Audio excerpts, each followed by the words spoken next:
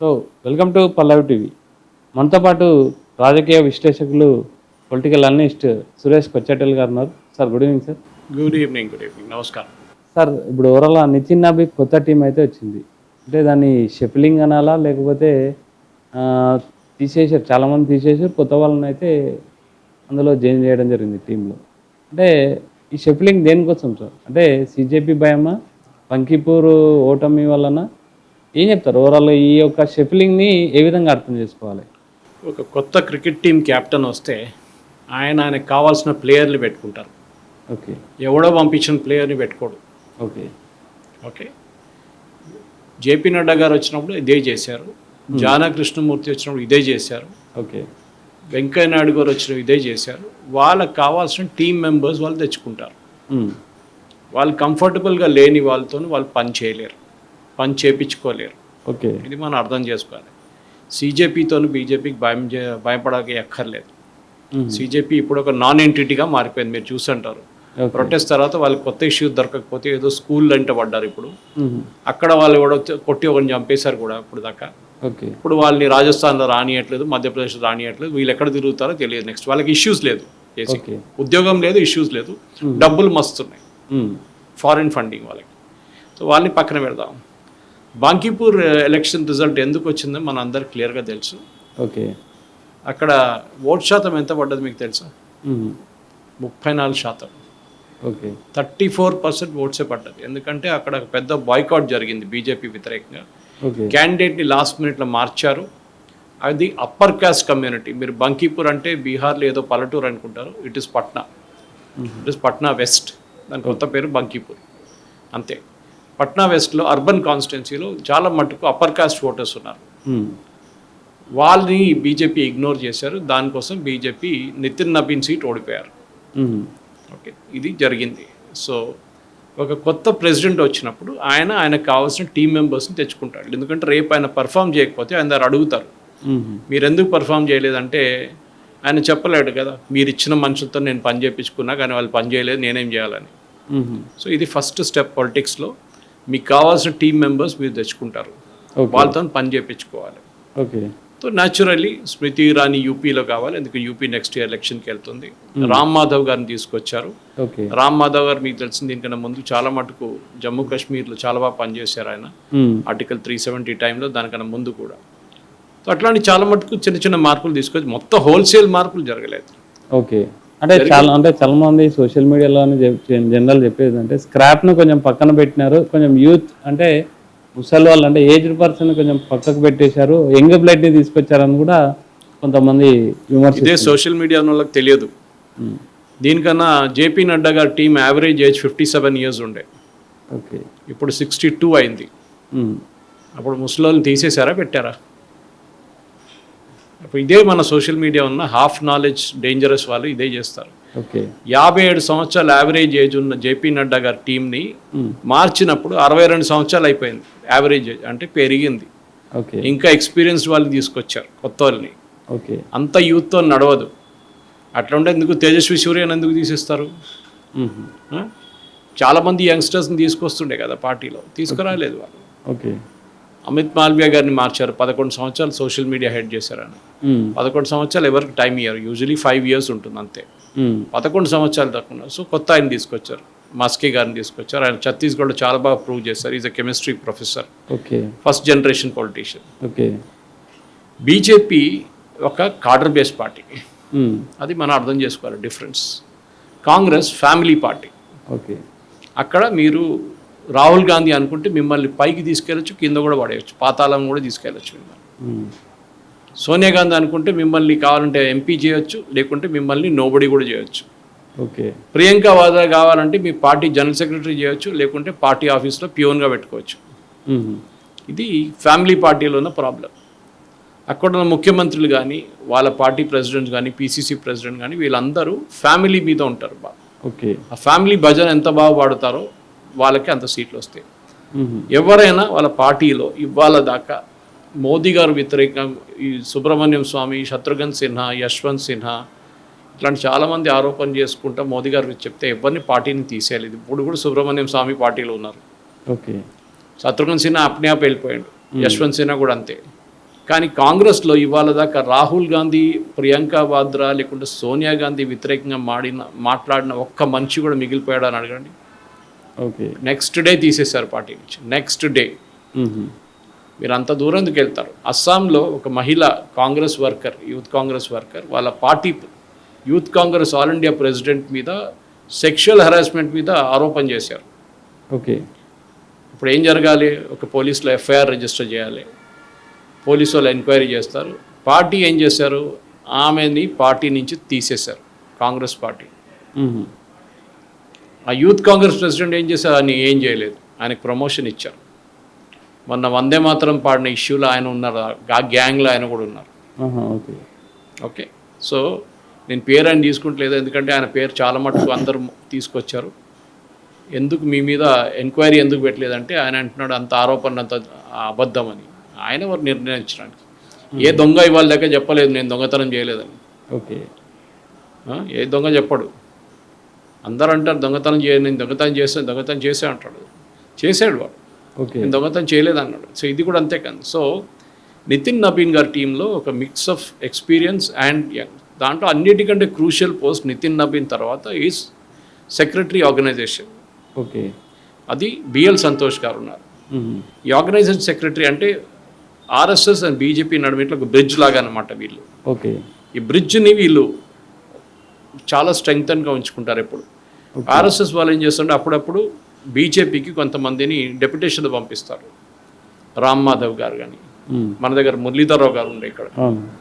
ఇప్పుడు బిఎల్ సంతోష్ గారు ఆర్గనైజేషన్ ఆయన దీనికన్నా ముందు కూడా సేమ్ పోస్ట్లోనే ఇప్పుడు అదే పదవిలో ఉన్నారు. అంటే కంటిన్యూటీ ఉందన్నమాట.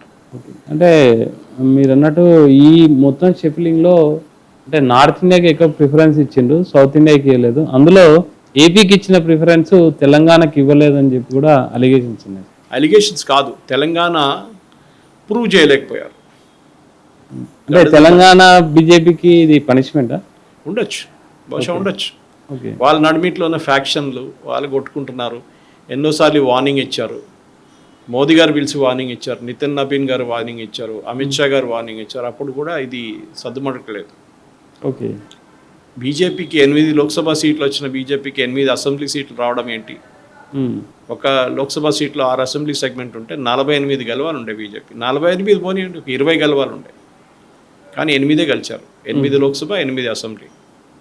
బీజేపీ గ్రోత్ జరగట్లేదు తెలంగాణలో. దానికి కారణాలు చాలా ఉన్నాయి. మనం డిబేట్ చేసుకుంటే ఇంకో డిబేట్ అది. ఒకటి, వాళ్ళు రాంగ్ టార్గెట్ వ్యతిరేకంగా వెళ్తున్నారు.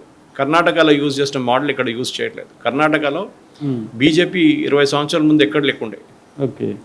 కానీ ముందుకెట్లా వచ్చారు? వాళ్ళు ఫస్ట్ జేడిఎస్ని ఫినిష్ చేసేసారు. కుమారస్వామి వాళ్ళ జేడిఎస్, దేవగౌడ కుమారస్వామి వాళ్ళు మాండ్యాలో చాలా పవర్ఫుల్ ఉండే, హైదరాబాద్ కర్ణాటకలో పవర్ఫుల్ ఉండే. వాళ్ళని అక్కడి నుంచి అంతా బీజేపీ వైపౌట్ చేసేసారు కంప్లీట్గా. అంటే బీజేపీ యాక్షన్ ప్లాన్ తెలంగాణలో వర్కౌట్ అవుతలేదని చెప్పొచ్చు. కరెక్ట్, వర్కౌట్ ఎందుకు అవ్వలేదు? వాళ్ళు కాంగ్రెస్ వ్యతిరేకంగా వెళ్తున్నారు. కాంగ్రెస్ని పక్కన పెట్టండి. ఇప్పుడు మీరు ముందు బీఆర్ఎస్ ఎంట పోండి. మీరు if you head finish BRS మీకు డైరెక్ట్ మీరు కాంగ్రెస్ పోటీ ఉంటుండే. అది చేయలేదు. లాస్ట్ 5 సంవత్సరాల్లో బీఆర్ఎస్కి ఛాన్స్ ఇచ్చారు. వాళ్ళు అఫ్కోర్స్ వాళ్ళు పవర్లో ఉన్నప్పుడు, ఇప్పుడు కాంగ్రెస్ వాళ్ళు పవర్లో వచ్చిన తర్వాత బీఆర్ఎస్ వాళ్ళని మీరు ఏం చేయలేదు. బీఆర్ఎస్ వాళ్ళు వెంటబడి కర్ణాటకలో చేసినట్లు జేడిఎస్ని కంప్లీట్గా వీక్ చేసేసారు. అట్లా మీరు చేస్తే డైరెక్ట్ కాంటెస్ట్ మీకు కాంగ్రెస్ పడుతుండే తేపు. ఇప్పుడు కాకపోతే 10 సంవత్సరాల తర్వాత. లేదు మేము కాంగ్రెస్ వ్యతిరేకంగా పోతామంటే కాదు. ఒకసారి మీరు గుర్తుపెట్టుకోవాలి, కాంగ్రెస్కి ఇప్పుడు పవర్లో ఉన్నారు. పోలీసు వాళ్ళు వాళ్ళ దగ్గర ఉన్నారు, అడ్మినిస్ట్రేషన్ వాళ్ళ దగ్గర ఉంది, డబ్బులు వాళ్ళ దగ్గర ఉంది. వాళ్ళు న్యాచురల్లీ ఆడుకుంటారు. కేసీఆర్ ఎట్లా చేశాడు 10 సంవత్సరాలు మనం చూసింది. సేమ్ థింగ్ ఇప్పుడు కూడా నడుస్తుంది అంతే. ఏ రోజు దగ్గర ఉంటాడో, సెక్షన్ 22A ఇప్పుడు వచ్చింది, దానిలో పొంగిరెడ్డి పోతాడో లేదో అని చెప్పి పెద్ద రూమర్లు నడుస్తుంది. పోవాల్సిందే, ఎందుకంటే అది పెద్ద స్కామ్. అది 22A is a big scam. Okay. అది నేను చెప్పాను కదా, దాని గురించి చాలా మాట్లాడాను డీటెయిల్గా ఛానల్లో. సో ఇది ఇప్పుడు జరుగుతుంది ఏంటంటే మీకు స్ట్రాటజీ లేదు. దానికోసం తెలంగాణని లైట్ తీసుకున్నారు. బహుశా అదే రీజన్ ఉండొచ్చు అనుకుంటాను నేను. తెలంగాణని ఒక లెసన్ నేర్పించడానికి, చూడు బాబు నువ్వు ముందు నీ ఇల్లంతా మంచిగా సర్దుకో, ఒకసారి లెసన్ నేర్చుకుంటారా? తెలంగాణ బీజేపీ లెసన్ నేర్చుకుంటారా అంటారా? వాళ్ళకి నేర్చుకోవాల్సిందే, వాళ్ళకి చాయిస్ లేదు. ఓకే. లేకుంటే ఇర్రెలవెంట్ అయిపోతారు అంతే. ఓకే. సో నేను ఇప్పుడు క్రిటిసైజ్ చేయడానికి ఎక్కడ వెళ్ళట్లేదు. రామచంద్రరావు గారు నా క్లాస్మేట్ యాక్చువల్లీ. అచ్చా. సో నేను ఆయన కూడా క్రిటిసైజ్ చేయలేదు, కానీ ఆయనకి ఎన్నోసార్లు చెప్పాను. సెక్షన్ 22A గురించి చెప్పాను. 22 ఇంత మంచి ఆపర్చునిటీ వచ్చినప్పుడు మీరు పొంగులేటిని రాజీనామా డిమాండ్ చేస్తుంది, మీరు ధర్నాలు గిర్నాలు చేయాలంటే ఎవరు చేస్తున్నారు ధర్నాలు ఇప్పుడు? హరీష్ రావు చేస్తున్నాడు. ఓకే. వాళ్ళు తీసుకెళ్ళిపోయారు ఇష్యూని, వాళ్ళు హైజాక్ చేసుకున్నారు. ఎవరు? వాళ్ళే చేశారు 22A. ఆలోచించండి, వాళ్ళే చేశారు 22A, వాళ్ళే దాని వ్యతిరేకంగా ధర్నా చేస్తున్నారు. ఓకే. అది ఎక్స్పోజ్ చేయడానికి ఎవరు లేరు. ఓకే. బీజేపీ మొత్తం ఇష్యూని టేకప్ చేస్తే జిహెచ్ఎంసీ ఎలక్షన్లో వాళ్ళకి లాటరీ కొట్టేస్తుండే వాళ్ళు రేపు. ఓకే. ఇప్పుడు గవర్నమెంట్ ఎందుకు భయపడుతున్నారు? ఎందుకు రేవంత్ రెడ్డి ఇంత టెన్షన్ పడుతున్నాడు? ఇవాళ పొద్దున్న నుంచి నిన్నటి నుంచి నేను ఏం రెస్పాండ్ కాకపోయినా మంచి పొంగులెడ్డి సడన్గా ఎట్లా లేచాడు ఇప్పుడు నిద్ర నుంచి? ఎందుకంటే దే నో దట్ జిహెచ్ఎంసీ ఎలక్షన్లో ఈ 22A పోతే మా ఫ్లాట్ కూడా ఉంది అల్వాల్లో, అది కూడా ఉంది. ఓకే. ఎక్కడో డిస్ప్యూట్ ఉంది ఆ 191 సర్వే నంబర్లో, ఎక్కడో ఒక డిస్ప్యూట్ ఉంటే మాది కూడా వేసేసిండు దాంట్లో తీసుకెళ్ళి. ఎందుకు? డబ్బులు గుంజుకోవడానికి. తహసీల్దార్కి డబ్బులు ఇవ్వాలి, రిజిస్ట్రార్కి డబ్బులు ఇవ్వాలి, మినిస్టర్కి డబ్బులు ఇవ్వాలి. మాకు ఓపెన్గా చెప్పిండు, ఎమ్మెల్యేలు మినిస్టర్ డబ్బులు ఇవ్వాలని చెప్పినట్ట. యాక్చువల్లీ 22A వల్ల ఎవరికి సార్ ఉపయోగం ఏంది? అసలు ఏంటి 22A? 22A was a part of the digitization of records. British వాళ్ళ హయాం నుంచి 1911 నుంచి గవర్నమెంట్, బీఆర్ఎస్ గవర్నమెంట్ ఉన్న టైంలో 22Aలో, ఈవెన్ ఆంధ్రాలో కూడా ఉందనుకోండి, అన్ని చోట్లలోనే గవర్నమెంట్ ల్యాండ్ రికార్డ్స్ అంతా డిజిటైజ్ చేశారు. పేపర్ నుంచి డిజిటల్ ఫామ్ అయితే తీసుకొచ్చారు. ఓకే. అప్పుడు ఎగ్జాంపుల్ తీసుకోండి, ఒక సర్వే నెంబర్ ఉంది 205 ఒక ఏరియాలో, దిల్సుఖ్ నగర్ అని తీసుకుందాం, నేను ఎగ్జాంపుల్ చెప్తున్నాను. 205లో 2 పార్కులు ఉండే, ఆ పార్క్ భూములు కొట్టేశారు ఎవడో. ఓకే. దాంట్లో బిల్డింగ్లు కట్టుకున్నాడు. పక్కన ఒక గుడి ల్యాండ్ ఉండే, ఆ గుడి ల్యాండ్ని ఎంక్రోచ్ చేసుకున్నాడు ఇంకోడు. అట్లా అక్కడ ఒక 500 ప్లాట్ ఉన్న ప్లేస్లో ఇట్లా 3-4 వైలేషన్ జరిగింది. సో ఏం చేయాలంటే, ఈ డిజిటైజ్ చేసేటప్పుడు మీరు రికార్డ్ ఎక్కించేటప్పుడు మీరు ఈ కోర్ట్ కేసు నడుస్తుంది ఈ 3 ప్రాపర్టీస్ మీద అని చెప్పి సపరేట్ సబ్ డివిజన్ కింద ఎంటర్ చేయాలండి అది. ఓకే. వీళ్ళు పనిచేయరు కదా గవర్నమెంట్ సర్వెంట్స్, వాళ్ళు ఏం చేశారు, మొత్తం సర్వే నెంబర్ ఎక్కిచ్చేశారు. ఓకే. చాలా ఈజీ పని కదా, వాడిదేం పోయింది, ఎవరబ్బా సొమ్ము అయిపోయింది కదా. రేపు ఏమిటి వాళ్ళు ఏడుచుకుంటూ వస్తే ప్లాట్ వాళ్ళు ఏమంటారు, అరే ఒక ఎంత ప్లాట్ వాల్యూ ₹1,50,00,000 50 లక్షల నుంచి ₹1,00,00,000 ఉంటుంది, మంచి పని 10 లక్షలు ఇచ్చే మా ఎమ్మెల్యే మేము అందరు పంచుకుంటాం, మేము రెగ్యులరైజ్ అయిపోతాం, నో ప్రాబ్లం. దీనికోసం చేశారు అది. Okay. So 22A is a big scam. దానికి బహుశా ఒక సిబిఐ ఎంక్వైరీ ఉండాలి దానికి. ఓకే. ఎందుకంటే ఒకటి తర్వాత ఒకటి స్కెలిటన్ బయటపడుతుంది. ఒక్క రోజులో నిన్న ఎట్లా రియాక్ట్ అయ్యి, నేను దీని గురించి వారం ముందు మాట్లాడాను, నేను 3-4 ఛానళ్ళు వెళ్ళి మాట్లాడాను, అప్పుడు ఎవ్వడు పట్టించుకోలేదు. సీఎం ఆఫీస్ కూడా నేను ట్యాగ్ చేశాను ట్వీట్లో. ఈ 22A పెద్ద స్కామ్ కాబోతుంది, ఎందుకంటే దీంట్లో ప్రాపర్టీస్ అన్నీ మీరు కరెక్ట్గా ఎంటర్ చేయకుండా గవర్నమెంట్ సర్వెంట్స్ వాళ్ళ లేజినెస్ చూపించారు. మొత్తం సర్వే నెంబర్లో 500 ప్లాట్లు కూర్చొని నేను ఎంటర్ చేయాలంటే నాకు టైం పడుతుంది, మొత్తం 500 వేసేసి ఒకటేసారి 22A అయిపోతుంది కథ. తర్వాత చూసుకుందాం, ఇంకోటిదో ప్రాబ్లం ఉంటుంది. ఈయన రిటైర్ కూడా అయిపోయి ఉంటాడు ఇప్పుడు దాకా చేసిన మనిషి. సో మనం ఏం అర్థం చేసుకోవాలంటే, గవర్నమెంట్ అనేది ప్రజల కోసం పనిచేయాలి. Okay, for the people, by the people. ఇది కాదు కదా ఇక్కడ జరిగింది. ఇప్పుడు 22Aలో జరగలేదు. ఎందుకు? స్కామ్ ఉండే అది. దానికన్నా ముందు బిల్డింగ్ రెగ్యులేషన్ స్కామ్, ల్యాండ్. ఇది ఎట్లా అయిపోయిందంటే, ట్రాఫిక్ చలాన్లు కట్టకపోతే మీకు డిస్కౌంట్ ఇస్తారు లాస్ట్లో, కట్టినోడు పిచ్చోడు. ఓకే. నాలుగంటలు చాలా, నాకు ఇప్పుడు దాకా 2 చలాన్లు వచ్చినాయి 26 సంవత్సరాల్లో, నాకు 2 చలాన్లు వచ్చినాయి నా జీవితంలో. ఆ 2 చలాన్లు నేను గంట సేపట్లో కట్టేస్తాను నాకు SMS రాగానే. ఓకే. కానీ కట్టినోడు 50 చలాన్లు పెట్టుకుని తిరుగుతాడు, వాడికి లాస్ట్లో డిస్కౌంట్ ఇస్తారు 50%. ఎందుకు అంటే పనిష్మెంట్. లా ఫాలో చేసేటోడిని పనిష్ చేస్తారు, లా ఎవడు ఫాలో చేయడో వానికి రివార్డ్ ఇస్తారు మీరు. ఇది డెమోక్రసీ అన్నమాట మన దేశంలో. ఓకే. ఇది. సో నేను సింపుల్ లాంగ్వేజ్లో ఏం చెప్తున్నా అంటే, మీరు మొదలుపెట్టింది నితిన్ నబీన్ నుంచి, కానీ తెలంగాణ వైపు వచ్చినప్పుడు ఇష్యూస్ని మీరు టేకప్ చేయాలి. ఓకే. ఇష్యూస్ని టేకప్ చేయకపోతే హరీష్ రావు తీసుకెళ్ళిపోయింది ఇష్యూని ఇప్పుడు. ఓకే. కావుంటే రేపు కాంగ్రెస్ వాళ్ళు కూడా ధర్నాలు కూర్చోండి, కౌంటర్ రెడ్డి చెప్పేసి ఆల్రెడీ ఇది స్కాము, ఇది కావాలని చెప్పి మా గవర్నమెంట్ వ్యతిరేకంగా ఎవరు చేశారు? మీ గవర్నమెంట్ వ్యతిరేకంగా మీరు ఎవరు చేసుకున్నారు? ఇన్ని రోజులు నిద్రపోతున్నారు. మీ గవర్నమెంట్ వచ్చి ఎన్ని సంవత్సరాలు అయింది ఇప్పుడు? బీజేపీ గ్రాప్ చేసుకోలేదు అవకాశాన్ని గ్రాప్ చేసుకోలేకపోయింది. ఎవ్రీ ఆపర్చునిటీ పాలిటిక్స్లో గ్రాప్ చేసుకోవాలి, ఇది మనం మర్చిపోకూడదు. Politics is art of the possible అంటారు ఇంగ్లీష్లో. అంటే స్ట్రాంగ్ లీడర్ లేకపోవడం అన్న దేని సార్ ఏంది కారణం ఏముంది? స్ట్రాంగ్ లీడర్ అని కాదు, మీకు ఒక విజన్ ఉండాలి. 10-year vision, 5-year vision, 10-year vision, 15-year vision. BJP కర్ణాటకలో యడ్యూరప్పనిగా తీసుకొచ్చారు, బీజేపీ పైకి వెళ్ళింది. They did very well. యడ్యూరప్పని తీసేశారు, ఆయన కొత్త పార్టీ పెట్టుకున్నాడు బీజేపీ పడిపోయింది. ఓకే. అప్పుడు లెసన్ ఏంటి, యడ్యూరప్ప చాలా ఇంపార్టెంట్ మనిషి. తర్వాత మళ్ళీ ఆయన తీసేశాడు, స్కామ్ ఏదో వచ్చిందని చెప్పి ఆయన తీసేశారు, మళ్ళీ బీజేపీ పడిపోయింది. సో కాంపెన్సేషన్ చేద్దాం, ఆయన కొడుకుని చేద్దామని చెప్పి కొడుకుని చేశాడు, ఏం కాలేదు. బీజేపీ ఎక్కడుంది అక్కడే ఉంది. మీకు ఉత్తరప్రదేశ్లో ఉన్న ఒక strong leader like Yogi Adityanath కానీ, ముందు మధ్యప్రదేశ్ సీఎంగా ఉన్న శివరాజ్ సింగ్ చౌహాన్ గారు కానీ, ఇప్పుడు మహారాష్ట్ర సీఎంగా ఉన్న దేవేంద్ర ఫడ్నవీస్ కానీ, ఇట్లాంటి వాళ్ళు కావాలి మీకు. Face of the party. Okay.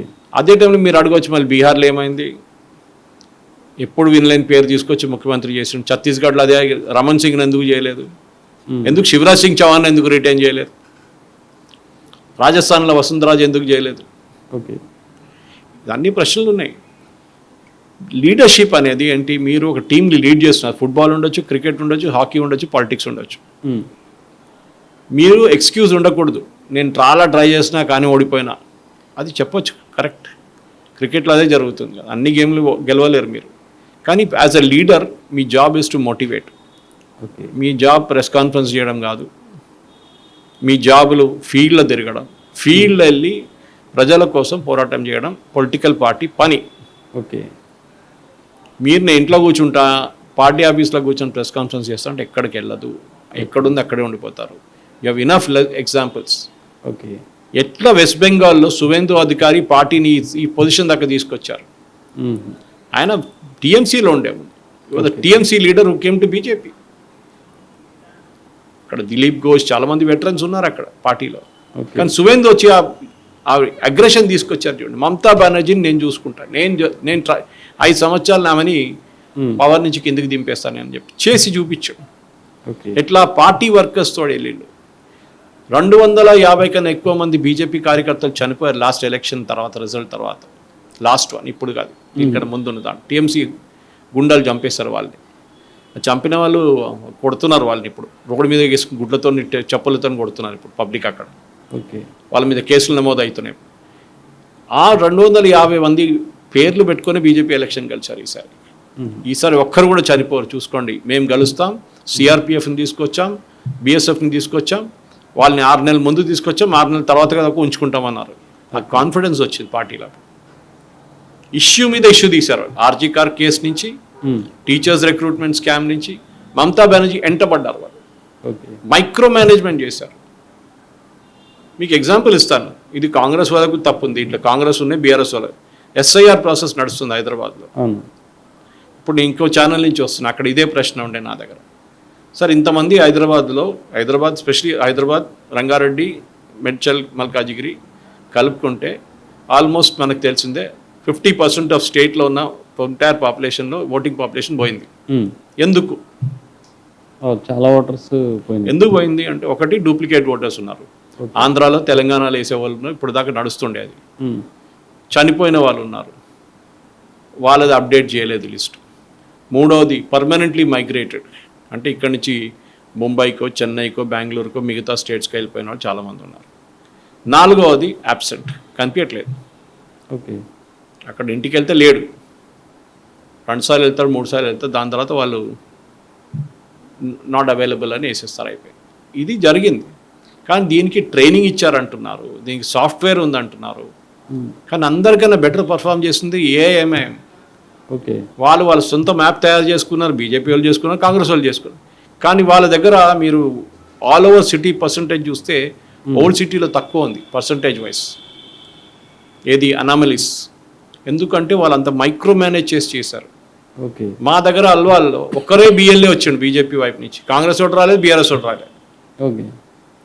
ఒక్కటే, ఏది 5 బూతులు ఉన్న ఒక స్కూలు, అక్కడ ఉన్న 5 మంది బిఎల్ఏలు రావాలండే. మేము ట్రైనింగ్ ఇచ్చినాం, మేము సెల్ఫీలు తీసుకొని ఫోటో వేసినాం, సోషల్ మీడియాలో మేము వర్క్షాప్ చేసినాం, మాకు అదే నేర్పించారు, ఇది నేర్పించారు అని చెప్పి యాక్చువల్ పనికి వచ్చినా ఇవ్వట్లేడు. ఓకే. నేను వెళ్ళి కూర్చున్నా, అక్కడ ఉన్న ఒక 5 మంది బిఎల్ఏలు కూర్చున్న చోట్ల నేను వెళ్ళి కూర్చున్నా. బిఎల్ఓ వాళ్ళు ఫామ్స్ యాక్సెప్ట్ చేస్తున్నారు, ఎందుకంటే వాళ్ళు పిలిచారు, సార్ కొంచెం మంచి హెల్ప్ చేయండి సార్, ఇక్కడ కొంతమందికి 2002 లిస్ట్లో పేర్లు కనిపించట్లేదంట, మీరు వచ్చి ఒకసారి చెప్పండి సార్. 5-6 గంటల సేపు కూర్చున్నా, 3 సండేలకి. మనం డెడికేటెడ్గా చేస్తే అయిపోతుండే ఇష్యూ, పెద్ద ఇష్యూ కాకపోతుండేది. నిన్న నా ఖమ్మం నుంచి ఇద్దరు, ఒక హస్బెండ్ అండ్ వైఫ్, వాళ్ళ పేర్లు లేవు. ఓకే. ఎందుకు ఫామ్ కరెక్ట్గా ఫిల్ చేయలేదు. నేను అడిగిన ఎవరైనా నీకు నేర్పించిందా, బిఎల్ఏ వచ్చి చెప్పింది సార్ ఇట్లా చేయాలని చెప్పి. నేను అట్లా చేస్తాను. తప్పు బాబు, నువ్వు టాప్ పొజిషన్లో 2002 మ్యాపింగ్ చేయలేదు. 2002 మ్యాపింగ్ చేయకపోతే రైట్ సైడ్లో కాలం 2లో నీ పేరు నింపాలి. నేను పేరు నింపకుండా నీ ఫార్మేట్లో నీకు ఎట్లా వస్తుంది నీ పేరు? బాటమ్ పొజిషన్ ఒకటే ఫిలప్ చేసిండు, కాలం 3 ఒకటే పోయింది, కథం. ఇప్పుడు మళ్ళీ ఫామ్ 6 ఫిలప్ చేసి మళ్ళీ దాన్ని చేయాల్సి వస్తుంది. ఇది చెప్పి నేర్పించడానికి, చేసి చూపించడానికి మనుషులు లేరు మన దగ్గర. ఓకే. నేను ఎంతో మందికి లాస్ట్ 3 డేస్లో కూడా నేను ఆల్మోస్ట్ 21-22 మందికి నేను డీటెయిల్స్ తీసి ఇచ్చాను. ఎక్కడో బీహార్లో ఉండే 2002లో ఆ లిస్ట్ దొరికింది నాకు. ఆన్లైన్ ఉంది నాది. ఏదో పెద్ద నేను ఎక్కడి నుంచో ఎక్స్పెరిమెంటేషన్ చేసి తీసుకురాలేదు, ఇదంతా మ్యాజిక్ షో చేయలేదు. అంతా ఈసీఐ వెబ్సైట్లో ఉంది, ఈసీఐ యాప్లో ఉంది. కానీ దాంతో కూర్చొని పని చేయాలి. సిస్టమ్ని బ్లేమ్ చేయడం కాదు. రోడ్ బాగాలేదు, గుంతలు ఉన్నాయి, ఇక్కడ వర్షాలు వస్తే వరదలు అయిపోతే రోడ్ అంతా, అరే నువ్వేం చేస్తావు చెప్పు. నా పని కాదు, అది జిహెచ్ఎంసీ పని. This is the principal problem with BJP Telangana. నేను క్రిటిసైజ్ చేయట్లేదు, కానీ వాళ్ళకి అగ్రెషన్ లేదు. ఓకే. 2029 జెండా పాతింగ్ ఇద్దర్ అని కూడా చెప్పుకుంటారు. అన్ని 2029 రాకపోతే మళ్ళీ అంటారు నెక్స్ట్ ఎలక్షన్ ఎప్పుడు, అది 2029, 30, 31, 32, 34 అంటారు. 2034లో మళ్ళీ జెండా పెడితే పాతాం ఇక్కడ మేము. Work that way. ఓకే. మీరు నేర్చుకోవాల్సింది west Bengal. Just put west Bengal as a case study in front of you. BJP Telangana. ఇప్పుడు స్పెషలిస్ట్లను కూడా తీసుకొచ్చారు, సంజయ్ బన్సాల్ని తీసుకొచ్చారు, తర్వాత అభయ్ పాటిల్ని కూడా, అంటే వీళ్ళకి లెసన్స్ కోసం అని తీసుకొచ్చారు. వాళ్ళ అది అక్కడ కూడా సెట్ అవ్వలేదంటారా?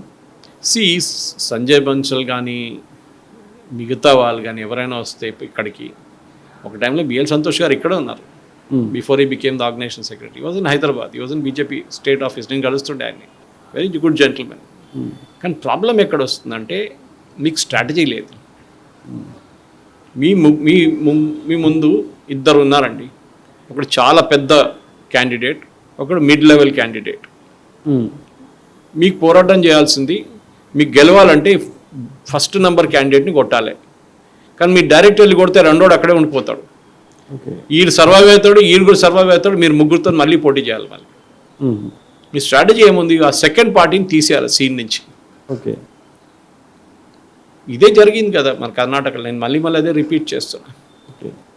మిమ్మల్ని పంజాబ్లో శిరోమణి అకాలీదళ్ పైకి ఎందుకు రానియట్లేదు? తమిళనాడులో ఏడీఎంకే ఎందుకు కాంగ్రెస్ కానీ బీజేపీని ఎప్పుడు తోడు తీసుకొచ్చి సేమ్ నెంబర్ ఆఫ్ సీట్స్ ఎందుకు ఇయ్యరు? ఎందుకంటే వాళ్ళకి భయం, ఏదో ఒక రోజు మమ్మల్ని ఇక్కడి నుంచి ఖాళీ చేస్తారు వీళ్ళు. ఓకే. కర్ణాటక మోడల్ తీసుకొస్తారు. యడ్యూరప్ప కానీ, మన కుమారస్వామి కానీ, దేవగౌడ గారిని ఇంట్లో ఆయన ఒక యూనియన్ మినిస్టర్ చేసేసిండు. దేవగౌడ గారికి రాజ్యసభ ఇచ్చిండు. ఇప్పుడు ఆయన నుంచి రిటైర్ అయిపోయాడు. బీజేపీ చేశారు కదా.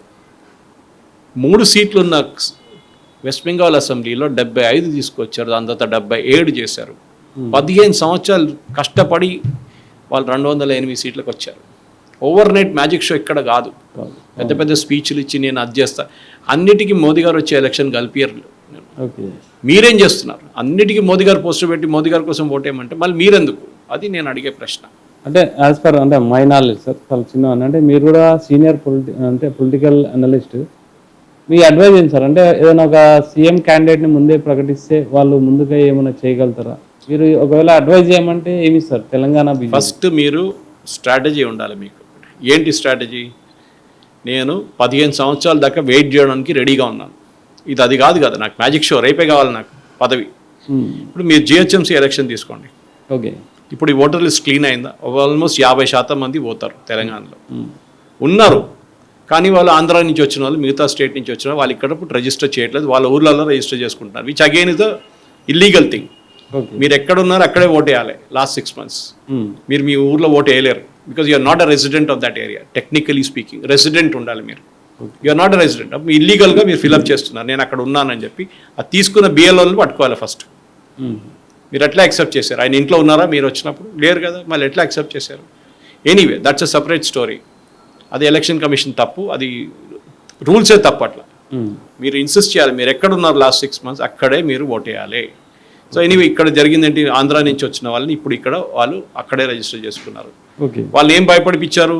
మీరు అక్కడ వేయకపోతే మీకు వచ్చిన బెనిఫిట్స్ అంతా పోతుంది, మీ రేషన్ కార్డు పోతుంది, మీ అది పోతుంది, ఇది పోతుంది అని చెప్పేసి. సో వాళ్ళు భయపడ్డారు. మా ఊర్లోనే పెట్టుకుంటాం, మా పర్మనెంట్ అడ్రస్ అదే కదా, అది ఎట్లా ఏం లేదు. ఓకే, మనం 1 నేషన్ 1 రేషన్ కార్డులో ఉన్నాము. ఇప్పుడు బీహార్లో ఉన్నప్పుడు రేషన్ ఇక్కడ తీసుకోవచ్చు. ఓకే, మీరు మీ రేషన్ కార్డ్ ఫిజికలీ తీసుకురావాలి, అంత డిజిటైజ్ అయిపోయింది మొత్తం ఫార్మాట్ అంతా. సో ప్రాబ్లం ఏంటంటే మీరు ముందు బీఆర్ఎస్ ఓడిపోయిన టైంలో ఫస్ట్ ఏం చేయాలంటే కవిత తర్వాత వెళ్ళిపోయింది, మీరు హరీష్ రావును ఇంకెవరినైనా కొంచెం తీసుకురావాలండి మీ వైపు. మీరు ఈట్ల రాజేందర్ని తీసుకొచ్చారు, చాలామంది లీడర్ని తీసుకొచ్చారు, అది చేసేసేయాలండి ఫస్ట్. వీక్ చేయాలండి బీఆర్ఎస్ని. కానీ మీరేం చేశారు, దాని తర్వాత వచ్చిన మున్సిపల్ ఎలక్షన్, లోకల్ బాడీ ఎలక్షన్లో బీఆర్ఎస్ మళ్ళీ నెంబర్ 2 పొజిషన్కి వచ్చేసారు, మీకన్నా చాలా ముందు వెళ్ళిపోయారు.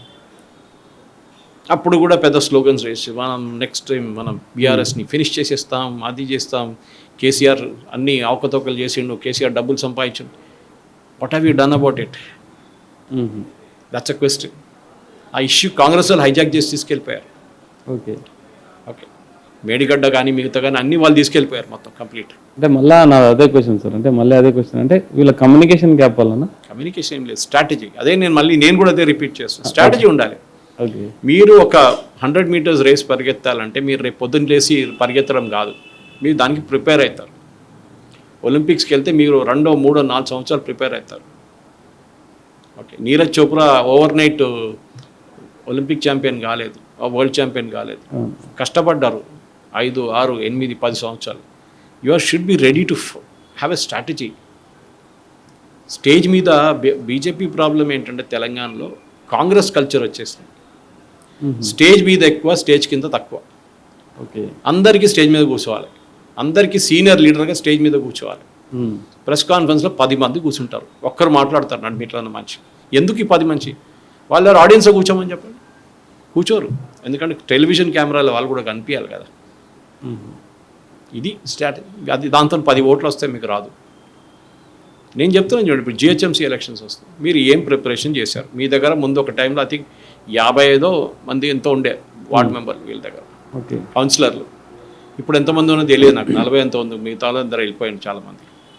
మీరు మిగతా బిహెచ్ఎంసీలో ఇప్పుడు 150 వార్డులు మీరు గ్రేటర్ హైదరాబాద్లో ఉంది, ఇప్పుడు జిహెచ్ఎంసీలో ఉంది, 75 మల్కాజిగిరిలో ఉంది, 75 సైబరాబాద్లో ఉంది. మీరు ఎప్పుడైనా ఛాలెంజ్ చేశారా? కుత్బల్లాపూర్ జిహెచ్ఎంసీలో ఎట్లా వచ్చిందని ఛాలెంజ్ చేశారా ఎప్పుడైనా? కుత్బల్లాపూర్ ఎక్కడ ఉంది? Old city. జిహెచ్ఎంసీ అంటే old city technically speaking, maximum మీకు జూబ్లీస్ దాకా రావచ్చు. కుత్బల్లాపూర్ ఎక్కడ వచ్చిందండి? ఎందుకు? అక్కడ మైనారిటీ ఓట్ బ్యాంక్ ఉంది. ఎక్కడ? బోరబండ, ఎర్రగడ్డ ఇట్లాంటి ప్లేస్లో. సో ఎంఐఎంకి అది కావాలి, సో ఎంఐఎంకి ఇచ్చేసారు. మన ఎఫ్ఆర్సీ ఇచ్చినట్లే మన సర్టిఫికేట్ కూడా ఇష్యూ చేసినట్టు ఫ్యామిలీది ఓవైసీ అడిగేట్టు ఇచ్చేసిండు ఇమీడియట్. ఎస్, శివుడు వరం ఇస్తున్నట్లు ఇచ్చేసిండు, తీసుకో ఏం కావాలని. ఏమైన తర్వాత కోర్టు కొట్టి పడేస్తుంది, ఇల్లీగల్ అని చెప్పారు. ఓకే, సో మీరు ఫైట్ చేయట్లేదు. You should have gone to the court and said A basis మీద మీరు, ఏ సైంటిఫిక్ బేసిస్ మీద మీరు పాత జిహెచ్ఎంసీని 3 మున్సిపల్ కార్పొరేషన్గా స్ప్లిట్ చేసినప్పుడు మంచి పని చేశారు. ఎందుకు ఈక్వల్గా ఇవ్వట్లేదు? ఎందుకు హైదరాబాద్కి ఒకటే 150 ఎందుకు కేటాయించారు? ఎందుకంటే ఓవైసీ వాళ్ళ పార్టీ అక్కడ గెలుస్తారు, వాళ్ళ మేయర్ అవుతాడు. అందరికీ 300 ఉన్నాయి కదా, 150 + 75 + 300, 100 డివైడ్ చేసేయండి, అయిపోతుంది. జిహెచ్ఎంసీకి 100, మల్కాజిగిరి 100, సైబరాబాద్ 100, అయిపోతుంది, ఫినిష్డ్. అది కాకుండా వాడికి this is the problems. Debates లేదు. ఇంకోటి, మోదీ గారు స్కీమ్స్ తీసుకోండి, 65 స్కీమ్ 70 స్కీమ్స్ ఉన్నాయి మోదీ గారు. ప్రతి హ్యూమన్ బీయింగ్ తెలంగాణలో ఉన్న వాళ్ళ మీద ఇంపాక్ట్ ఉంది. రేషన్ నుంచి అన్నిటికీ, 108 అంబులెన్స్కి ఎక్కడా మోదీ గారు పిక్చర్ లేదు 108 మీద. ఓన్ చేసుకోలేదు బీజేపీ వాళ్ళు, ఓన్ చేసుకోలేరు. ఎందుకు? 1,40,000 గవర్నమెంట్ ఇస్తున్నారు, సెంట్రల్ గవర్నమెంట్ ఒక అంబులెన్స్కి. కానీ ఇక్కడ లేదు. ప్రధాన్ మంత్రి ఆవాస్ యోజన 2 బెడ్రూమ్ ఇల్లు ఇస్తే అది పేరు మార్చుకొని ఇందిరమ్మ ఇల్లు అని చేసుకున్నారు. ఓకే, నాకు ఇప్పుడు కూడా తెలియదు దాంట్లో ఎంత సెంట్రల్ గవర్నమెంట్ కాంట్రిబ్యూషన్ తీసుకుంటున్నారా లేదా, అది కూడా తెలియదు. ముందు కేసీఆర్ ఉన్నప్పుడు 2 బెడ్రూమ్ ఇల్లు అని పెట్టింది దాని పేరు. దాని కింద PMAY, PMJRY అని ఉంటుంది, రూరల్ యోజన లేకుంటే urban Yojana, Pradhan Mantri Awas Yojana urban rural. దాంట్లో ఎందుకు పేరు ఎందుకు పెట్టలేదు? వై డ్యూ నాట్ ఇన్స్? బికాస్ ఒక చట్టం పాస్ చేసి గవర్నమెంట్ తీసుకొచ్చిన ఒక రూల్ ప్రకారం బడ్జెట్లో పాస్ చేసిన అమౌంట్ అది, దాని స్కీమ్ పేరు మీరు మార్చలేరు. CAG will pull you up if you change the name of the scheme. PM Shri Schools అని ఉంది సెంట్రల్ గవర్నమెంట్ది. చాలా మటుకు సెంట్రల్ ఎస్పెషల్లీ కేవీస్ని కన్వర్ట్ చేసి, కేవీ కాదు మిగతా స్కూల్స్ కూడా ఫండింగ్ ఇస్తారు అడిషనల్ దానికోసం.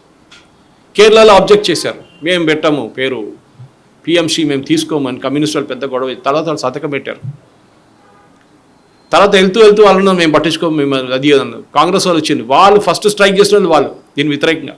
ఇప్పుడు వీడి సతీష్ అని అంటున్నారు, ఆ స్కీమ్ మేము నడిపించుకోవడం ఎందుకు, డబ్బులు వస్తున్నాయి దానికోసం. Why are you not fighting for that? పిఎంసీలో మోదీ గారి పేరు ఎక్కడ లేదు కదా. నిర్మలా సీతారామన్ గారు ఢిల్లీ నుంచి కామారెడ్డి కలెక్టర్ని పిలిచి అడగాల్సి వచ్చింది, మోదీ గారి ఫోటో ఎందుకు లేదు రేషన్ షాప్లో అని. ఇవాళ కూడా లేదు. బిఎంఎస్ తీసుకెళ్తున్న వాళ్ళు తెలియదు దాంట్లో ఎంత సెంట్రల్ గవర్నమెంట్ కాంట్రిబ్యూషన్ 90% ఉందని తెలియదు వాళ్ళకి. యూ షుడ్ కోడి ఏడుస్తున్న పిల్లకే పాలు వస్తారు, అంతే సింపుల్. మీరు కోడి ఒక గుడ్డు వేస్తే మొత్తం లోకమంతా తిరిగి చెప్తున్నాను నేను గుడ్డు వేసిన అని చెప్పి. మీరు సౌండ్ చేయకపోతే ఎవ్వరు పట్టించుకోరు.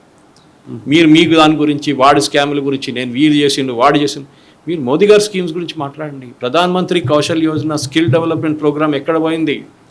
ట్విన్ సిటీస్లో ఉన్న 10 నుంచి 12 ప్రధాన్ మంత్రి కౌశల్ యోజన సెంటర్స్ మూతపడ్డది. ఎందుకు? సెంట్రల్ గవర్నమెంట్ ఫండ్స్ ఇస్తున్నారు, అది స్టేట్ గవర్నమెంట్ నుంచి రూట్ చేస్తారు, దాన్ని ఎవరు ఫాలోఅప్ చేస్తున్నారు?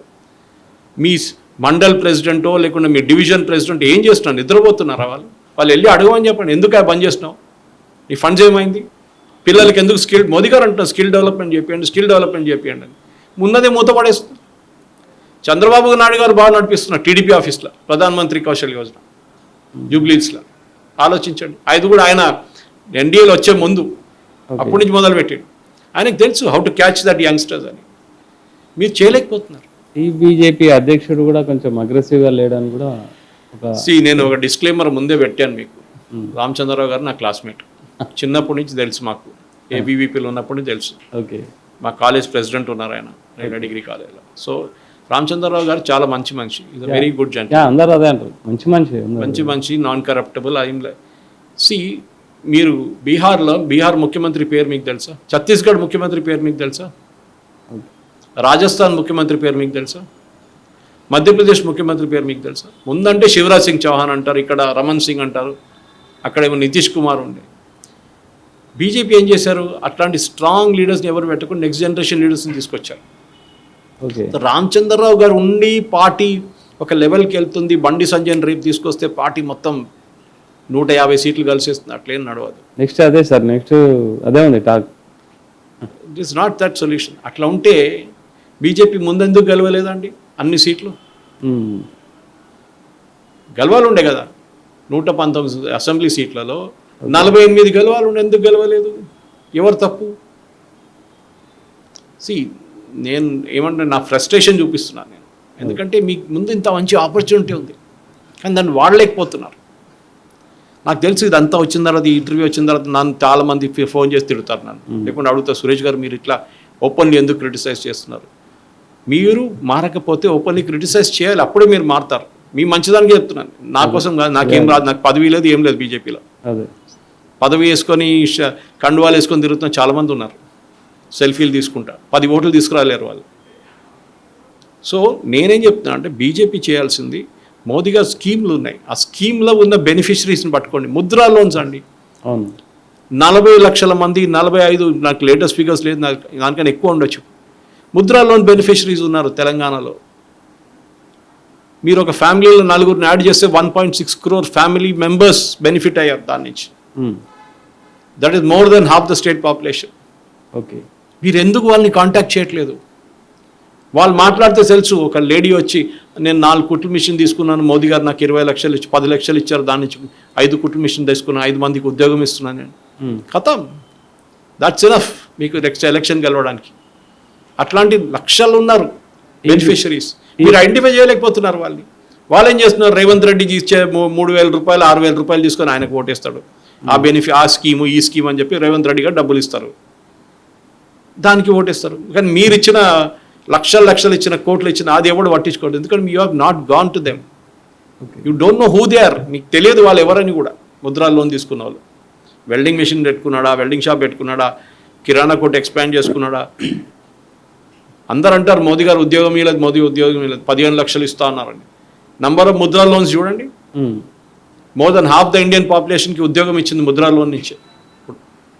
కానీ దాని ఉద్యోగం అన్నారు కదా, మోదీ గారు అన్నారు ఒక టైంలో పకోడా తలన అంటే అందరూ పకోడా తలన బిజినెసా అన్నారు. మా ఇంటి దగ్గర ఉన్న పానీపూరి కూడా రోజుకి 10,000 రూపాయలు సంపాదిస్తాడు.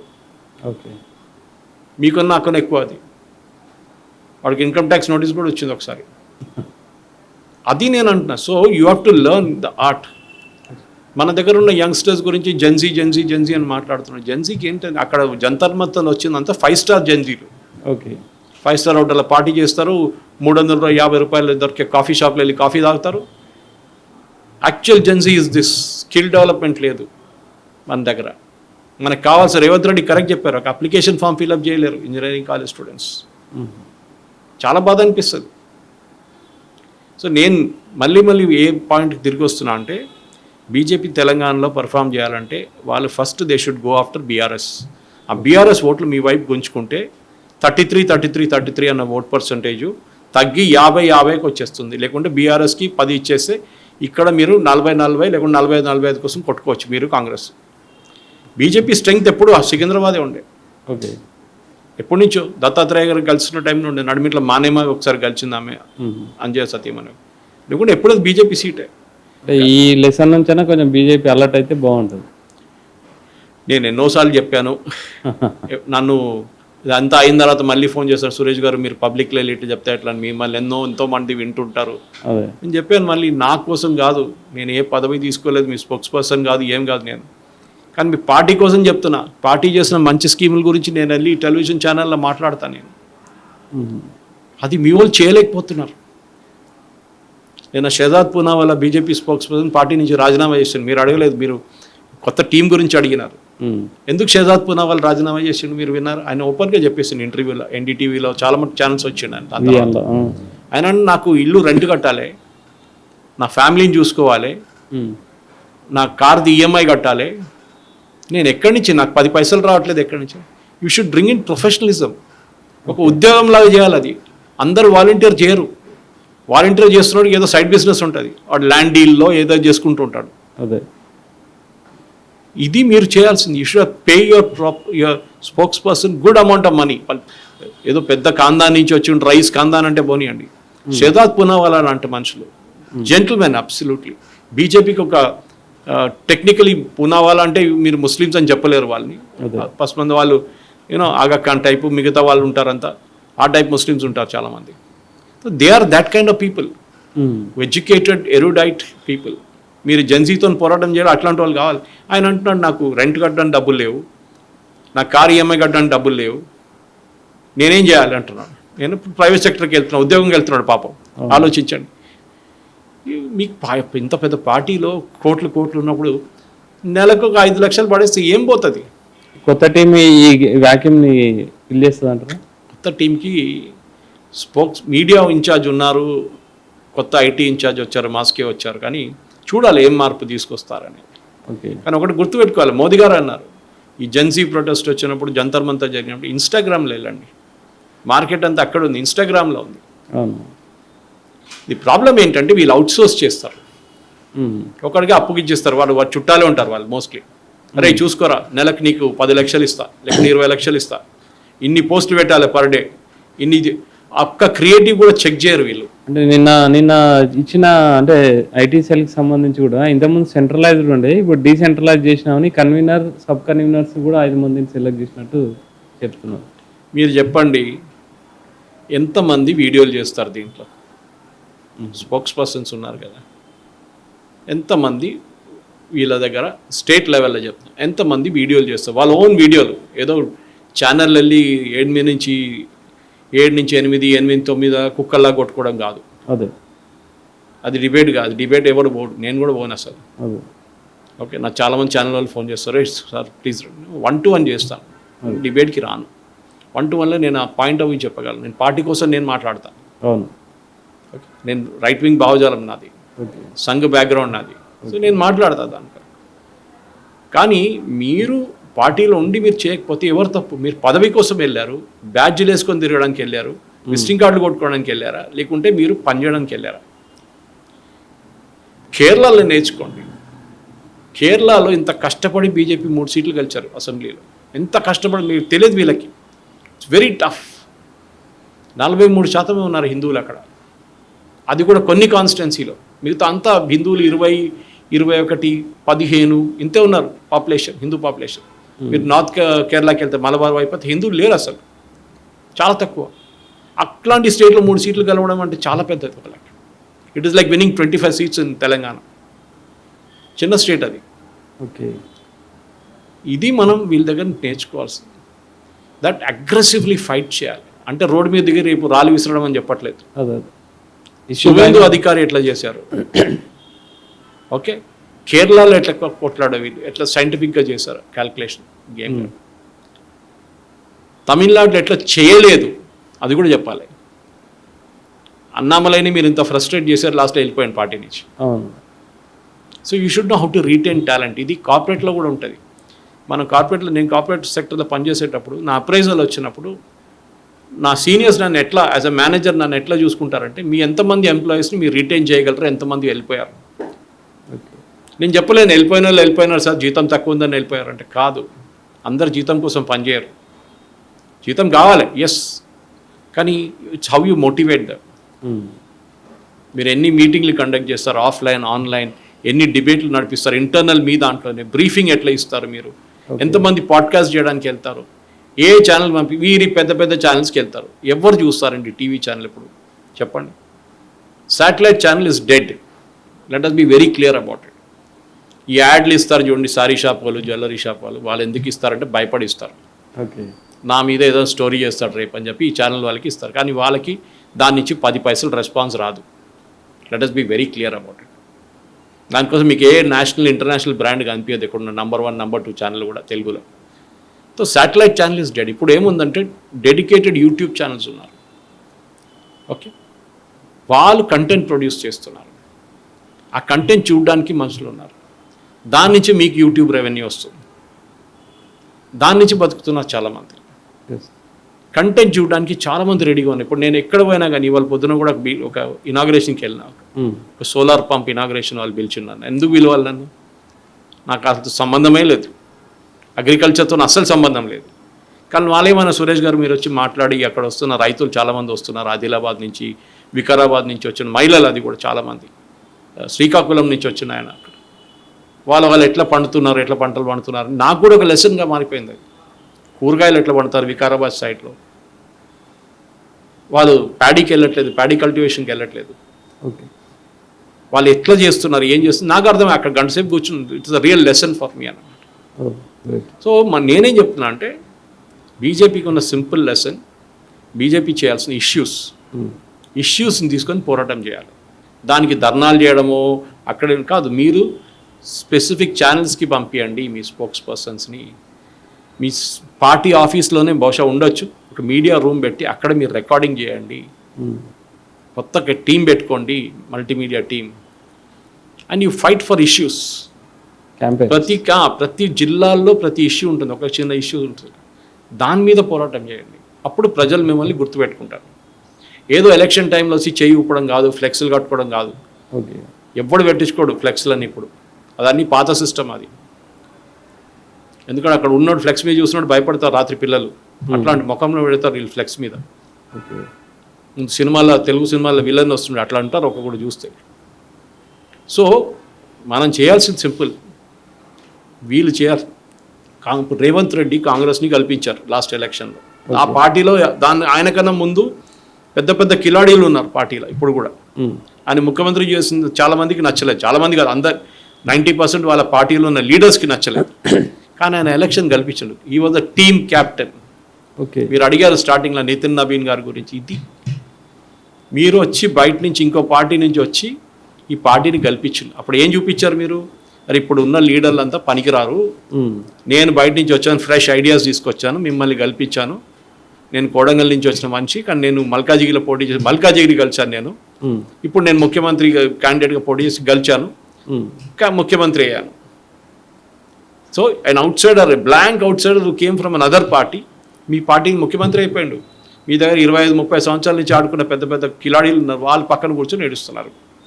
ఇంకోటి ఈ టీమ్ షెఫ్లింగ్లో ఆడవాళ్ళకి ఎక్కువ ప్రియారిటీ ఇస్తారని కూడా ఒక 19% ఆర్ ఉమెన్, యా 19% ఉమెన్ ఇచ్చారు. ఇంకా కొంచెం ఇవ్వాలి ఉండే, కానీ కొన్ని సీనియర్ ప్రమోషన్స్ ఒకటి చూసాం, స్మృతి ఇరానీ ఇన్ యూపీ. అది చాలా crucial, because UP 2029 Lok Sabha election semi-final లాగా ఉంటుంది.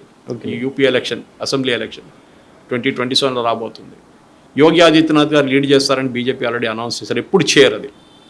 బీజేపీ ఏ స్టేట్లో ముఖ్యమంత్రి క్యాంపెయిన్ లీడ్ చేస్తారని వాళ్ళు చెప్పలేదు. శివరాజ్ సింగ్ చౌహాన్ కూడా ఇవ్వలేదు ఆపర్చునిటీ. ఓకే, కానీ వాళ్ళు చాలా క్లియర్గా లాస్ట్ టైం నేర్చుకున్న తప్పులు వాళ్ళు నేర్చుకున్నారు. 2024 లోక్సభ ఎలక్షన్లో యోగి ఆదిత్యనాథ్ వాళ్ళ ఆయన రికమెండ్ చేసిన క్యాండిడేట్స్ని సెలెక్ట్ చేయలేదు. ఓన్లీ 30%, 35% సెలెక్ట్ చేశారు. మిగతా వాళ్ళని అందరు సెంట్రల్ గవర్నమెంట్ అంటే సెంట్రల్ లీడర్షిప్ పెట్టిన లీడర్ వాళ్ళని క్యాండిడేట్ని బీఫామ్ ఇచ్చారు. దాంతో బీజేపీ పరిస్థితి మీకు తెలుసు యూపీలో ఏమైందని. బీజేపీ 240లో వచ్చి ఆగిపోయిన కారణం యూపీ, మహారాష్ట్ర అండ్ రాజస్థాన్, ఇప్పుడు and West Bengal of course. ఇప్పుడు ఆ 4 స్టేట్లు వాళ్ళ దగ్గర ఉన్నాయి. ఇప్పుడు వాళ్ళు గెలవాల్సింది, ఎక్స్క్యూజ్ లేదు. సో దానికోసం యూపీ చాలా ఇంపార్టెంట్. సో ఒకటి స్మృతి ఇరానీ అక్కడి నుంచి ముందు గెలిచారు, అమేథీ నుంచి. She's a old hand. అంటే ఆమె ఎన్ని రోజులు పక్కన పెట్టడానికి కారణం ఏంటి? అది ఒక్కొక్క పార్టీ ప్రెసిడెంట్ వస్తున్నప్పుడు ఆయన ఫేవరెట్స్ తీసుకుంటారని చెప్పాను కదా. బహుశా నడ్డా గారికి నచ్చలేదు ఆమెని, అంతే. కానీ ఆమె అడ్వాంటేజ్, ఆమె షీఈ్ వెరీ ఎరూడైట్, చాలా బాగా మాట్లాడుతుంది. ఇంగ్లీష్ కానీ, రీజనల్ లాంగ్వేజ్ కానీ. Our father is a Punjabi, mother is a Bengali, or the other way around. So ఆ లాంగ్వేజెస్ కూడా ఆమెకు వచ్చు. యూపీలో Pilibhit area is full of sardars, Punjabis. అక్కడ ఆమె పనికి వస్తుంది. సో బీజేపీ కమ్యూనికేట్ చేయడం, స్మృతి ఇరానీ వచ్చి ఒక స్టూడియోలో చూస్తుంటే కమ్యూనికేట్ అంటే చేస్తారు చూడండి, that's a difference. Arresting presence అంటారు దాన్ని. మీరు నేను 2 నిమిషాలు చూస్తా అని చెప్పి మొదలుపెట్టిన వీడియో మొత్తం ఆధా గంట మీరు చూస్తారు. That is what the power of communication. ఇప్పుడున్న లోకంలో power of communication is the most important thing. నేను పిల్లలకి నేర్పిస్తారు, రేపు పొద్దున కూడా ఒక కాలేజ్కి వెళ్తున్నా లెక్చర్ ఇవ్వడానికి, మేనేజ్మెంట్ స్టూడెంట్స్కి. Power of communication. మీరు ఎంత 99 మార్క్స్ స్కోర్ చేసినా కానీ మీకు ఉద్యోగం రాదు. వస్తే ఆ ఉద్యోగంలో మీరు ఎక్కువ రోజులు ఉండలేరు. ఎందుకంటే మీరు కమ్యూనికేట్ చేయాలి. మీరు ఏం చెప్పాలనుకుంటున్నారో అది ఒక ముందు కూర్చున్న మనిషికి కమ్యూనికేట్ చేయాలి. అది చేయకపోతే మీరు ఎంత బ్రిలియంట్గా ఉన్న పెద్ద లీడర్ అయినా కానీ మీరు గెలవలేరు ఎలక్షన్. జాన్ ఎఫ్ కెనడీని చూడండి, మార్టిన్ లూథర్ కింగ్ చూడండి, అటల్ బిహారీ వాజ్పేయి చూడండి, జార్జ్ ఫెర్నాండెస్ చూడండి, ఇప్పుడు నరేంద్ర మోదీ గారిని చూడండి. మోదీ గారు ప్రెస్ కాన్ఫరెన్స్ పెట్టరు, అదైనా చూసి నేర్చుకోవాలి మనోళ్ళు. అదైనా చూసి తెలంగాణ బీజేపీ లీడర్స్ నేర్చుకోవాలి. మోదీ గారు ప్రెస్ కాన్ఫరెన్స్ చేయరు. ఎందుకు? ఆయనకి ఓన్ మీడియా ఆఫ్ కమ్యూనికేషన్ ఉంది. ముందు ఆయన ఫేస్బుక్లో యాక్టివ్ ఉంటారు, ట్విట్టర్లో యాక్టివ్ ఉంటారు, ఇప్పుడు ఇన్స్టాగ్రామ్లో యాక్టివ్ అయిపోయారు. 344 మిలియన్ వ్యూస్ వచ్చింది ఆయన పెట్టిన ఇన్స్టాగ్రామ్ వీడియోకి, వరల్డ్ రికార్డ్ అది. సో మీకు కమ్యూనికేట్ ఇప్పుడున్న దాంట్లో ఎట్లయిపోయిందంటే మనం ఈ ఫోన్లోనే ఉన్నాం, మన లోకం దీంట్లో తిరుగుతుంది ఫోన్లలో. So you have to create messages for that phone. మీరు మెట్రోలో ఎక్కండి, ఇప్పుడు 99% మంది ఫోన్లో ఉంటారు. బయట మీరు చూడండి, ఒక డ్రైవర్ కూర్చుంటాడు కార్ లోపల, వాడు ఫోన్ చూసుకుంటే కూర్చుంటాడు. We are hook to that. వాడు ఏదో రీల్ చూస్తాడో, ఏం చూస్తాడో, వీడియోలు చూస్తాడో, సినిమా చూస్తాడో మనకు తెలియదు. మీరు మంచి కంటెంట్ క్రియేట్ చేసే పార్టీ గురించి, మోదీ గారి స్కీమ్ల గురించి, ప్రధాన్ మంత్రి ఆవాస్ యోజన ఉండదు, ప్రధాన్ మంత్రి రోజ్గార్ యోజన ఉంటూ, స్కిల్ డెవలప్మెంట్, స్టార్టప్ ఇండియా ఉండొచ్చు. మోదీ గారు చేసిన మొన్న ర్యాంపార్ట్స్ ఆఫ్ రెడ్ ఫోర్ట్ నుంచి ఇండిపెండెన్స్ డే రోజు ఆ 7 పాయింట్లు చెప్పారు, దాన్ని తీసుకోండి. మీరు చిప్ మ్యానుఫ్యాక్చరింగ్ గురించి మాట్లాడండి, ఎట్లా చేస్తున్నారు ఆయన. మీరు మెడికల్ షాప్ పెట్టారు ఆయన, ఓకే. చాలా మటుకు అట్లాంటి మూవ్స్ తీసుకొచ్చారు ప్రధానమంత్రి గారు చాలా. ఆ స్కీమ్లను మీరు పాపులరైజ్ చేయండి. ఓకే, జనౌషధి కేంద్ర అట్లా దాన్ని ముందుకు తీసుకురండి. ఆయుష్మాన్ భారత్, ఎక్కడ ఏంటి ఎంతమంది ఉన్నారు తెలంగాణలో ఆయుష్మాన్ భారత్లో ఎవరికి తెలియదు. వాళ్ళు 10 మందిని తీసుకొచ్చి టీవీ ముందు పెట్టండి, వాళ్ళ ఇంట్లో వెళ్ళి మొబైల్లో షూట్ చేయండి, వాళ్ళ వీడియో వెళ్తే చాలు, మోదీ గారు మీకు ఓట్లు వచ్చాయి, తెలంగాణలో ఓట్లు వచ్చేస్తాయి. ఇది ప్రాబ్లం. మీకు తెలియదు ఎవరు ఉన్నారు, ఎక్కడున్నారు, ఎవరికి తెలియదు. ఎంత ముద్రా బెనిఫిషరీస్ ఎక్కడున్నారో తెలియదు. ఏమనంటే బ్యాంక్ వాళ్ళు మాకు ఇన్ఫర్మేషన్ ఇవ్వట్లేదు అంటారు. ఇది నేను 2014 నుంచి వింటున్నా, 2015 నుంచి, సారీ స్కీమ్ 15లో ఇంట్రొడ్యూస్ అయింది, 16 నుంచి వింటున్నా. సో మీకు ఎక్స్క్యూజ్ లేదు. ఇప్పుడు అటల్ ఇన్నోవేషన్ సెంటర్స్ స్కూల్స్లో పిల్లలతో మాట్లాడారా? అక్కడ వెళ్ళి ఏం కనుక్కున్నారు మీరు? ఇది మనం చేయాల్సింది. సో వీళ్ళకి నేర్చుకోవాల్సింది ఏంటంటే బికాజ్ ఆమె కమ్యూనికేషన్ 39 సంవత్సరాల నుంచి ఇదే పని చేస్తున్నాను నేను మీడియాలో. ఓకే. ముందు కూర్చున్న మనిషిని నేను కన్విన్స్ చేయాలి, అప్పుడే ఆడు నాకు ఓటేస్తాడు. ఫైనల్గా ఇప్పుడు టీం గురించి మాట్లాడితే ఏపీకి సంబంధించి పురంధరేశ్వరి కానీ తర్వాత విష్ణువర్ధన్ రెడ్డి కూడా మొత్తం కన్వీనర్ చేశారు. అంటే మెయిన్ ఎన్డీఏలో కూటమితోనే వాళ్ళకి ఈ విధంగా ఛాన్సులు వచ్చినాయి అనుకోవచ్చా? ఆంధ్ర అంత ప్రయారిటీ కాదండి. Okay. Overall scheme of things చూస్తే ఆంధ్రాలో బీజేపీ తమిళనాడులో ఎట్లా జూనియర్ రోల్ ప్లే చేస్తారో, లేకుంటే పంజాబ్లో శిరోమణి అకాలీ అండర్లో ఎట్లా రోల్ ప్లే చేశారో అదే రోల్ ఆంధ్రాలో ప్లే చేస్తున్నారు. ఓకే. ఆంధ్ర నుంచి బీజేపీ వైపు నుంచి ఒక్క లీడర్ గురించి మాట్లాడి మీరు వెంకయ్యనాయుడుని పక్కన పెడదాం. Okay. BJP originally home ground leader ఎవరైనా ఉన్నారా? బీజేపీ నుంచి పైకి సంఘ్లో పనిచేసి 30-40 సంవత్సరాలు ఆంధ్రాలో ఉన్నారు లీడర్, కానీ వాళ్ళ పేరు ఎవరికి తెలియదు. ఓకే. బయట నుంచి లీడర్ని ఇంపోర్ట్ చేసుకోవాల్సి వస్తుంది ఇప్పుడు. ఓకే. అదే జరిగింది కదా ఆంధ్రాలో. ఈ విష్ణువర్ధన్ రెడ్డి అనే పర్సన్ని ఓవరాల్ అంటే ఆల్ సెల్స్ కోఆర్డినేటర్గా చేశారు, అంటే ఏపీ నుంచి. ఎవరు సార్ అంటే ఈ అంత యాక్టివ్గా వర్క్ చేస్తారా ఇలా అని? డెసిగ్నేషన్ ఏంటి ఆయనది? All cells coordinator Shri Vishnuvardhan Reddy. దాన్ని నాకు ఎగ్జాక్ట్లీ దాని డీటెయిల్ తెలియదు, కానీ ఆల్ సెల్స్ కోఆర్డినేటర్ అంటే బేసిక్లీ కోఆర్డినేషన్ జాబ్ ఉంటుంది. అన్ని సెల్స్ ఉంటారు కదా, SC cells, ST cells, OBC cells, బహుశా అదే ఉండొచ్చు. ఓకే. కానీ వీళ్ళంటే మోర్చా అంటారు, ఇది సెల్స్ అంటే మళ్ళీ నాకు ఇప్పుడు అర్థం కావట్లేదు. కానీ something which I don't know, నాకు తెలియని దాని గురించి మాట్లాడకూడదు నేను. కానీ నా point of view is very simple. BJP cadre based party. మన దేశంలో 2 పార్టీలు ఉన్నారు కార్డర్ బేస్డ్, ఒకటి కమ్యూనిస్ట్ వాళ్ళు, ఒకటి బీజేపీ. మిగతా అంతా ఫ్యామిలీ పార్టీలు చాలా మటుకు. ఇక్కడైనా చూడండి, సమాజ్వాదీ పార్టీ నుంచి, మమతా బెనర్జీ పార్టీ నుంచి, ఓకే, మీరు ఇక్కడ తమిళనాడు స్టాలిన్ వాళ్ళు, జోసెఫ్ వాళ్ళు, except for maybe bit of Aam Aadmi party, అక్కడ కూడా అరవింద్ కేజ్రీవాల్ ఒక ఫ్యామిలీ పార్టీ కూడా నడిపిస్తాడు అది. మిగతా ఇక్కడ BJP is a cadre based party. So వాళ్ళ దాంట్లో ఎన్నో సంవత్సరాల నుంచి 20-30 సంవత్సరాల నుంచి పనిచేసిన వాళ్ళు చాలామంది ఉన్నారు. ఇప్పుడు కూడా కార్యకర్తలు 20 సంవత్సరాలు, వాళ్ళు ఏ పదవి కోరలేదు వాళ్ళు. అదొక సంఘ్ ఫిలాసఫీ, అది మనం అర్థం చేసుకోవాలి. ఓకే. సంఘ్లో వస్తారు, పని చేస్తారో వెళ్ళిపోతారు. వాళ్ళు ఫోటోలు తీసుకోరు, సెల్ఫీలు తీసుకోరు. ఇప్పుడైనా కొంచెం పబ్లిసిటీ ఇస్తున్నారు సోషల్ మీడియాలో. ముందు అది కూడా కాకపోతున్నాయి, ఫోటోలు కూడా తీయనట్టు వద్దంటారు ఫోటోలు. ఇప్పుడు సోషల్ మీడియా యుగం వచ్చినప్పుడు సోషల్ మీడియాలో కమ్యూనికేట్ చేస్తున్నారు. కానీ ఇది ప్రాబ్లం. ఇది మీరు వాళ్ళని రికగ్నైజ్ చేయకపోతే, కొత్త బయట నుంచి వచ్చిన కొత్త వాళ్ళని తీసుకుంటే న్యాచురల్లీ ఒక వ్యతిరేకత ఉంటుంది లోపల నుంచి. అదే జరిగింది బంకీపూర్లో మీరు ఉన్న క్యాండిడేట్ని మార్చేశారు లాస్ట్ మినిట్లో. ఎందుకు? వాళ్ళ ఫాదర్కి ఏదో కరప్షన్ కేసు ఉందని చెప్పి. పాప కొడుకేం తప్పు చేసిండు, వాళ్ళు అనుకున్నారు ప్రశాంత్ కిషోర్ ఇది పాయింట్గా పట్టుకుంటాడని మార్చేసిండు అని. ఎప్పుడు విత్డ్రాల్ చేసాక ఒక రోజు ముందు ఇంకొకటి ఆ లిస్ట్లో చూస్తే ఒకటి దొరికింది, ఇంకోటి బీజేపీ వాడు. వాడు ఇంకా ఉన్నాడు, వాడు బీఫామ్ లేదు, ఏం బీఫామ్ ఇచ్చింది వాడికి, వాడు ఓడిపోయింది ఎలక్షన్. అదే టైంలో మధ్యప్రదేశ్లో కాంగ్రెస్ సీట్ రిటైన్ చేసుకున్నారు ఒక బై ఎలక్షన్లో. అక్కడ ఇదే టైంలో అదే రోజు జరిగిన ఎలక్షన్లో ఆ క్యాండిడేట్ మీద కరప్షన్ ఛార్జెస్ ఉన్నాయి.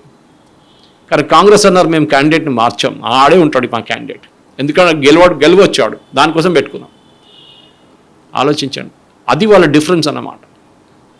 కాంగ్రెస్కి ఏ ప్రాబ్లం లేదు, వాళ్ళు కరప్ట్ అయినా నో ప్రాబ్లం, వాడు కరప్ట్ ఉండని, కానీ వాడే మా క్యాండిడేట్. బీజేపీ ఏమో నేను నెక్స్ట్ మహాత్మా గాంధీ అయితే మేమే వచ్చామని చెప్పి క్యాండిడేట్ని మార్చారు, పోయింది కథ. ఒకరోజు ముందు ఎలక్షన్ కన్నా ఒకరోజు ముందు, ఓటింగ్ జరిగే ఒకరోజు ముందు ప్రశాంత్ కిషోర్ ఓపెన్గా టెలివిజన్ ఛానల్స్ ముందు వచ్చి ఏమన్నారు, ఈ ఎలక్షన్ మొత్తం రిగ్ చేసేసారు మోదీ గారు, అమిత్ షా కలిసి, వాళ్ళే గెలుస్తారు ఇప్పుడు చూడండి, ఇది ఎలక్షన్ అంతా మొత్తం వాళ్ళ చేతిలో ఉంది, వాళ్ళందరూ ఓటర్ని కొనుక్కున్నారు, ఒఫీషియల్స్ అంతా వాళ్ళ మనుషులు, ఇదే ఎలక్షన్ కమిషన్ వాళ్ళదే, చెప్పిన మంచి కౌంటింగ్ తర్వాత ఎలక్షన్ గెలిచారు. సార్ ఇప్పుడు ఫైనల్గా బీజేపీ గ్రాఫ్ పడిపోతుంది, మోడీ స్పీచ్లో కూడా అంత పసలేదని కూడా అంటే చాలామంది విమర్శిస్తున్నారు, ఏమంటారు? నాకు చాలామంది ఇది అన్నోన్ మెన్, నాకు తెలియదు ఎవరు అన్నోన్ మెన్, చాలామంది అంటున్నారు అనేది. మోదీ గారి స్పీచ్ యాక్చువల్లీ నేను అనుకుంటాను లాస్ట్ 12 సంవత్సరాల్లో it is one of his best speeches. Okay. ఎందుకంటే మీరు పొలిటికల్ కంటెంట్ తక్కువ ఉండే దీంట్లో. పొలిటికల్ కంటెంట్ 1-2 పాయింట్లు ఉండే. ఒకటి దిమాగి నక్సల్స్ అన్నారు ఆయన, అది పెద్ద డిబేట్ మొదలు పెట్టింది. అది మన దగ్గర హైదరాబాద్లో చాలామంది ఉన్నారు అర్బన్ నక్సల్స్ ఇట్లాంటి వాళ్ళు, దానికి దిమాగి నక్సల్స్ అని పెట్టిండు. కానీ ఆయన మోదీగా చెప్పిన 7 పాయింట్లను చూడండి, మెయిన్గా 7 స్ట్రీమ్స్ గురించి మాట్లాడండి. మీరు ఒక్కొక్క స్ట్రీమ్ మీద ఎక్స్పాండ్ చేసి, నేను యాక్చువల్లీ దాని మీద వీడియో కూడా చేశాను నేను కొన్ని ఛానల్స్లో. చాలా మంచిగా ఎక్స్పాండ్ చేసుకుంటూ వెళ్ళిపోతే ఒక విజన్గా ఉంది ఆయనది. రిపోర్ట్ కార్డు తీసుకొచ్చారు ఆయన. 12 సంవత్సరాల్లో నేనేం చేశాను, ఉమ్, రైల్వే ట్రాక్లు ఎక్కడి నుంచి ఎక్కడి దాకా వచ్చినాయి, వందే భారత్ ఇంట్రడ్యూస్ ఎన్ని చేసినాం, దీనికన్నా ముందు వందే భారత్ లేకుండే, దీనికన్నా ముందు యూపీఏ లేకుండే, ఇదంతా మనకు చేయొచ్చు ఎప్పుడు, కానీ చేయలేదు. సో అట్లాంటి పాయింట్స్ చాలా క్లియర్గా మోదీ గారు ఎక్స్ప్లెయిన్ చేశారు. వాన్ తిట్టడం వీన్ తిట్టడం కాదు. ఓకే. సో స్పీచ్ గ్రాఫ్ పడిపోతుంది. ఎవరన్నారు గ్రాఫ్ పడిపోతుంది? ఇంగ్లీష్లో ఒక వర్డ్ ఉంది టీనా అని చెప్పి, దర్ ఈజ్ నో ఆల్టర్నేటివ్. ఎవరున్నారు ఆల్టర్నేటివ్? రాహుల్ గాంధీ. ఎవడు ఆయనకి ఓట్లు? సో మళ్ళీ అంతే సంగతి. సో బీజేపీకే వస్తుంది. మీరు నేర్చుకోవాల్సిందంటే ఎలక్షన్లో సీట్లు కలవాలి. సోషల్ మీడియాలో మీకు ఓట్లు రావు. ఉమ్, ఇది గుర్తుపెట్టుకోవాలి మనం. ఎన్నోసార్లు మోదీ గారు ఓడిపోయారు అని చెప్పిన బీజేపీ గెలిచొచ్చు. హర్యానా ఓడిపోయారు, అయిపోయింది, finish. Haryana BJP finished. Farmers agitation తర్వాత అన్నారు, హర్యానా గెలిచారు. ఓకే. హూడా అయితే డేట్ కూడా డిసైడ్ చేసుకున్నాడు కాంగ్రెస్ వైపు నుంచి, ముఖ్యమంత్రి ఏ రోజు ప్రమాణ స్వీకారం చేయాలని. ఉమ్, టప్ అని పోయింది అంతే. దాని తర్వాత వెస్ట్ బెంగాల్, మమతా బెనర్జీ మళ్ళీ తిరిగి వస్తుంది అన్నారు. ఏమైంది? మళ్ళీ అయితే అల్టిమేట్. బీజేపీ ఎలక్షన్ మిషనరీని మీరు ఎప్పుడు లైట్గా తీసుకోకూడదు. They are very good election machinery. వాళ్ళ దగ్గర అన్పెయిడ్ వాలంటీర్స్ అంటారు, డబ్బులు లేకుండా పనిచేసేటప్పుడు చాలామంది ఉన్నారు. అది బీజేపీ స్ట్రెంగ్త్, అన్నిటికంటే పెద్ద స్ట్రెంగ్త్ అన్నమాట. ఓకే. అదే మనం మర్చిపోకూడదు. సో బీజేపీకి ప్రాబ్లం ఏం లేదు, ఎందుకంటే మెయిన్ స్టేట్స్లో వాళ్ళు పవర్లో ఉన్నారు. మీ తెలంగాణని సీట్ తీసుకెళ్ళి బీజేపీ గవర్నమెంట్ ఫామ్ చేయడం ఏం లేదు. ఈ 8 సీట్లు గెలుచుకుంటే చాలు బీజేపీకి. సీట్లు పెంచేస్తే ఇప్పుడు డీలిమిటేషన్ మంచిది, ఇంకో 4 సీట్లు వస్తే మంచిది. మెయిన్గా యూపీ, బీహార్, వెస్ట్ బెంగాల్, మహారాష్ట్ర, రాజస్థాన్, మధ్యప్రదేశ్, ఇక్కడి నుంచి సీట్ కలవాలి బీజేపీ. ఓకే. Especially UP. ఎప్పుడంటే అది ఉండేది, ఏ దేశాన్ని ఎవరు నడిపిస్తారు, పార్టీ నడిపిస్తారు, యూపీ గెలిచిన వాళ్ళే నడిపిస్తారు.